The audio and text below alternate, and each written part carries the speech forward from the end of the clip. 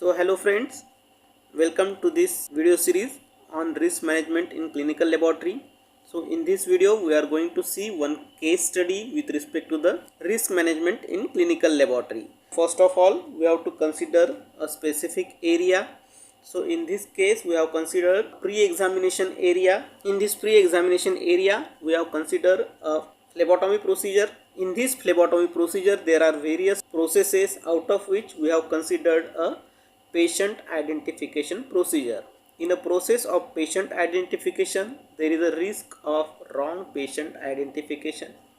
If the patient is not identified properly, then there is a chances of mislabeling, or there is a risk of mislabeling of the sample or mismatch of the sample. The probability of this event occurring is once in a month, which is occasional. So we have assigned a score of 3 depending upon the scoring system of probability.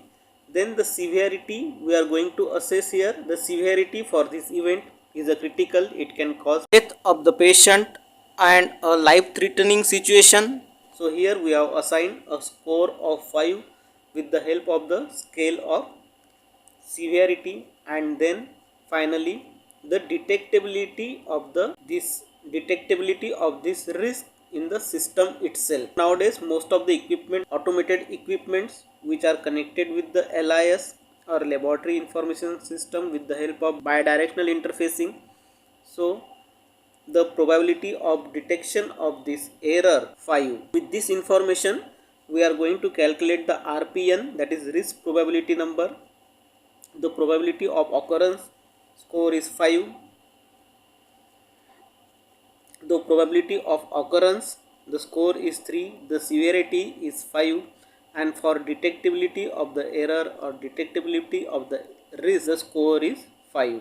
So the RPN here will be 5 into 3 into 5, which ultimately comes as a 75. So the RPN here is a 75. We have already seen the total RPN of the combination of probability, severity and detectability is 125. So depending upon this, if we categorize the risk on the basis of RPN, RPN of less than 25 categorized as no risk, RPN of 25 to 49 will be categorized as a small risk, RPN of 50 to 74 will be categorized as moderate risk, RPN of 75 to 99 will be categorized as acceptable risk, and an RPN of 100 to 125 will be categorized as severe risk. As per this categorization and level of risk, our RPN is 75, so it is classified under the unacceptable risk.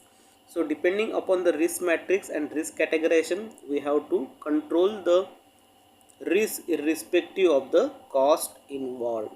So this is how we have to use the RPN score for the categorization of the risk and for the action plan in the risk management. In this case study, we have considered a procedure in a pre-examination area in which a process of patient identification, we have identified the risk of misidentification or improper identification of the patient identity, and depending upon the scoring system we have assigned the RPN, and we have to take the immediate action of the risk management whatsoever cost is involved in the management or mitigation of the risk, as the consequences are critical or catastrophic of this risk area.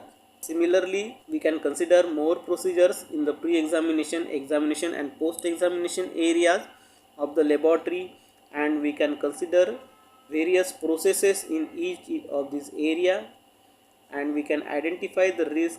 We can use the RPN number to categorize the risk, and depending upon the RPN, risk management actions can be taken. So with this I am going to close this case study on risk management in clinical laboratory. Thank you.